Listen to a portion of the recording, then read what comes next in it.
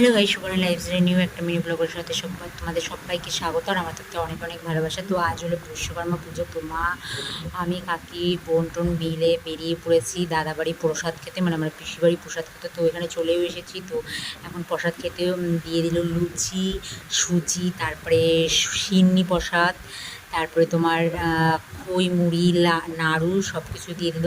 আর আমার তো খিচুড়ি প্রসাদ খুবই সুন্দর লাগে খেতে। তা কার কার ভালো লাগে খিচুড়ি প্রসাদ অবশ্যই কমেন্টে জানিও।